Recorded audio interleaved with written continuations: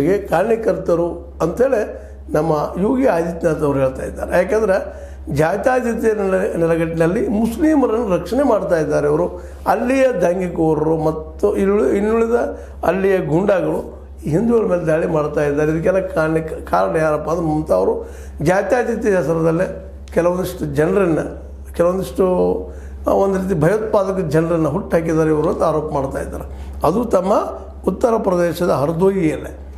ಯಾಕಂದ್ರೆ ಇವತ್ತು ನೋಡ್ರಿ, ವಿಶೇಷವಾಗಿ ದೇಶದ ಇವತ್ತಿನ ಸಾಮಾಜಿಕ ವ್ಯವಸ್ಥೆ ಹೆಂಗಾಗಿಬಿಟ್ಟಂದ್ರೆ ಸೂಕ್ಷ್ಮವಾಗಿ ಹಿಂದೂ ಮುಸ್ಲಿಂ ಬೇರೆ ಬೇರೆ ಅನ್ನುವಂಗೆ ಒಂದು ರೀತಿ ವಾತಾವರಣ ನಿರ್ಮಾಣ ಆಗ್ತಾ ಇದೆ. ನಿಧಾನಕ್ಕೆ ಅವ್ರವ್ರ ಗುಂಪುಗಳವರು ತಮ್ಮಷ್ಟು ತಾವು ಬೆಳೆಸ್ಕೊಳ್ಳುವಂಥದ್ದು, ಇನ್ನೊಬ್ಬರು ನಂಬದಂಥ ಸ್ಥಿತಿ ವಾತಾವರಣ ನಿರ್ಮಾಣ ಆಗಿಬಿಟ್ಟದಲ್ಲೇ. ವೆಸ್ಟ್ ಬೆಂಗಾಲದಲ್ಲಿ ಕೂಡ ಅದೇ, ಇನ್ನುಳಿದ ಕಡೆಯೂ ಅದೇ. ಯಾಕಂದ್ರೆ ಈಗ ನಿಮ್ಗೆ ಹಿಂದಿನ ಚರ್ಚೆಯಲ್ಲಿ ಹೇಳಿದಾಗ ಉತ್ತರ ಪ್ರದೇಶ, ಬಿಹಾರ್, ಮುಂದೆ ವೆಸ್ಟ್ ಬೆಂಗಾಲ್, ಅದರ ನಂತರ ಆಸಾಮ್, ಇವುಗಳಲ್ಲೇ ಮುಸ್ಲಿಂ ಜನಸಂಖ್ಯೆನೂ ಸಾಕಷ್ಟು ಅದಲ್ಲ. ಹೀಗಾಗಿ ಅವ್ರ ನಡಕ್ಕೆ ತಿಕ್ಕಾಡು ಹಚ್ಚಿ ಧ್ರುವೀಕರಣ ಮಾಡಿ ಎರಡೂ ಕಡೆ ಪಕ್ಷಗಳು, ಇಲ್ಲಿ ಒಬ್ಬರಿಗೆ ಅಂತ ಹೇಳ್ತಾ ಇಲ್ಲ ನಾನು, ಎಲ್ಲಪ್ಪ ಇವರು BJP ಗರು ಭಾಳ ಒಳ್ಳೆಯವರು ಅಂತ ಒಂದು ಧ್ರುವೀಕರಣದ ರಾಜಕಾರಣ ಮಾಡೋದಿಲ್ಲ ಅಂತ ಹೇಳಿಕ್ಕೆ ಸಾಧ್ಯ ಇಲ್ಲ.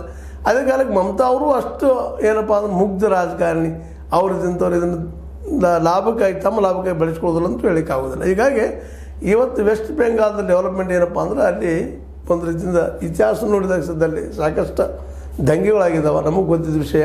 ಈ ಹಿಂದೂ ಮುಸ್ಲಿಂ ದಂಗೆಯಿಂದಾಗಿನ ಈ ಭಾರತವನ್ನು ಬಿಟ್ಟು ಹೋಯಿತು ಅನ್ನೋದು, ಪೂರ್ವ ಪಾಕಿಸ್ತಾನ ಆಯಿತು ಅನ್ನೋದು ಈಗಾಗಲೇ ಇತಿಹಾಸ. ಅದರ ನಂತರದಲ್ಲಿ ಒಳ್ಳೆಯ ಗೆಳೆತನ ಬಂದು ನಮಗೆ ಬಾಂಗ್ಲಾಕ್ಕೆ ಕೆಲವು ದಿವಸ ಇದ್ದಂಥದ್ದು, ಕೆಲವು ವರ್ಷಗಳವರೆಗೆ 72ರಿಂದ ಅನೇಕ ವರ್ಷಗಳವರೆಗೆ ಇತ್ತು ನಮ್ಮದು ಅವ್ರದ್ದು ಒಳ್ಳೆಯ ಗೆಳೆತನ. ನಂತರದಲ್ಲಿ ಅಲ್ಲಿಯ ಇಸ್ಲಾಂ ಮೂಲಭೂತವಾದಿಗಳು, ಇಲ್ಲಿಯ ಹಿಂದೂ ಮೂಲಭೂತವಾದಿಗಳು ತಿಕ್ಕಾಡು ಹೆಚ್ಚದಂಗೆ ಅಲ್ಲೇ ಮೇಲೆ ದಂಗೆಗಳು, ಹಿಂದೂ ಮುಸ್ಲಿಂ ದಂಗೆಗಳು ಆಗಿ ಇವತ್ತು ಪೂರ್ತಿಯಾಗಿ ಅಲ್ಲಿ ಕಮ್ಯುನಿಸ್ಟ್ ಪಾರ್ಟಿ ಇತ್ತ ಅನ್ನುವಂಥ ಪ್ರಶ್ನೆಯನ್ನು ಇವತ್ತು ಕೇಳುವಂಥದ್ದಾಗಿಬಿಟ್ಟದೆ. ಯಾಕಂದರೆ ಒಂದು ಕಾಲಕ್ಕೆ ಕಮ್ಯುನಿಸ್ಟ್ ಪಾರ್ಟಿ ಜಾತ್ಯತೀತ ನೆಲೆಗಟ್ಟಿನಲ್ಲಿ ಇಡೀ ರಾಜ್ಯವನ್ನು ಒಂದು ಕಬಂಧ ಬಾವಿಯನ್ನು ಹಿಡಿದುಕೊಂಡಿತ್ತು.